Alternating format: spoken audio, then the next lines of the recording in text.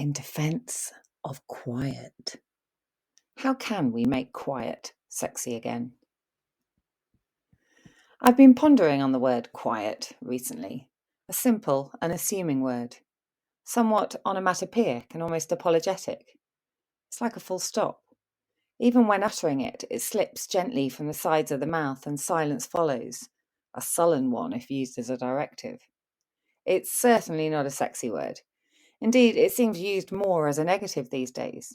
Is it shutting down dissension? Perhaps describing something unambitious or boring? And yet, quiet is one of the most powerful things in the world. It's in the quiet that magic happens. Deep thoughts, processing, creativity, and invention. Solitude is a catalyst of innovation, said Susan Cain. Quiet people are the ones to watch, the listeners and processors.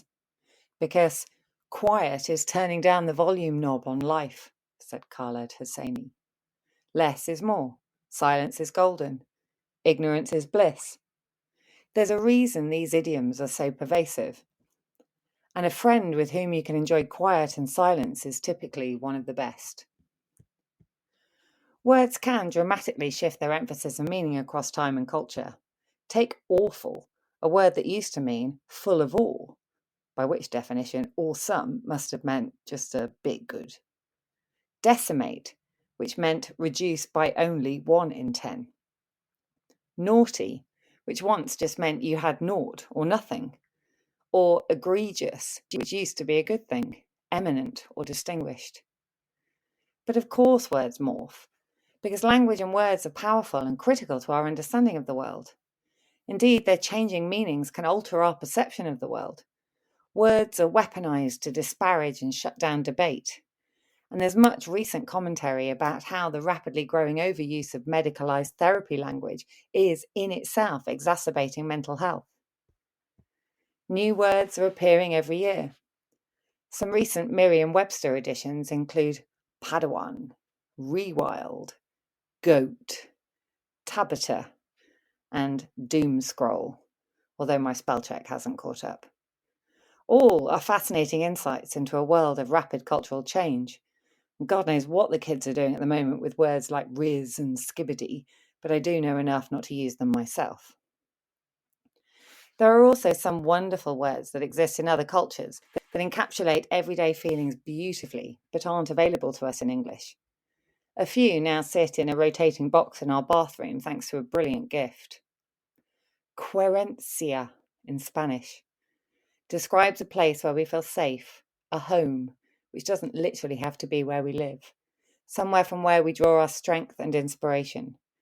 In bullfighting, a bull may stake out a querencia in a part of the ring where he will gather his energies before another charge.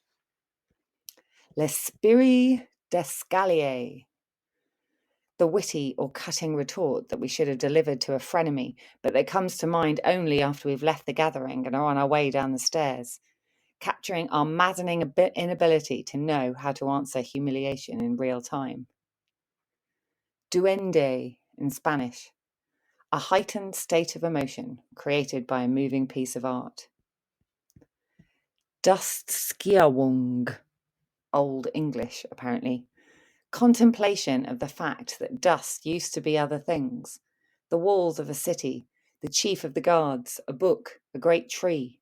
Dust is always the ultimate destination, and such contemplation may loosen the drip of our worldly desires.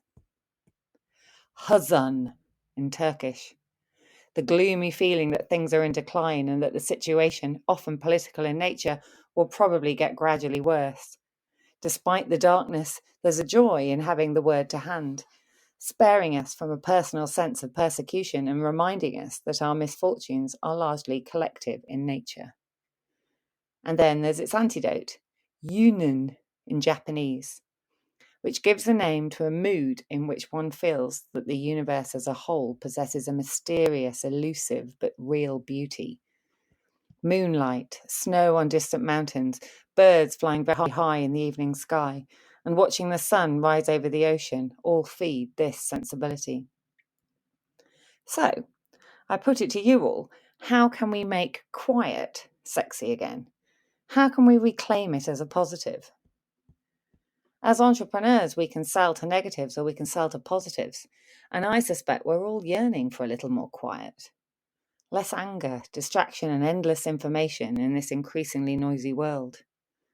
The devices in our pocket have removed even the quiet moments we might have experienced behind a locked toilet door, or those in the moments before we drift off to sleep.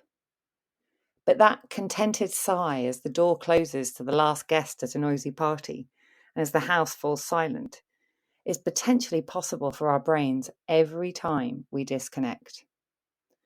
And so, this Friday morning, please take a quiet moment to enjoy my favourite poem, Leisure by William Henry Davis.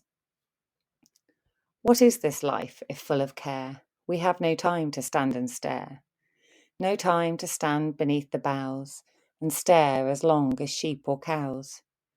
No time to see when woods we pass, where squirrels hide their nuts in grass. No time to see in broad daylight streams full of stars like skies at night. No time to turn at beauty's glance and watch her feet, how they can dance. No time to wait till her mouth can enrich that smile her eyes began.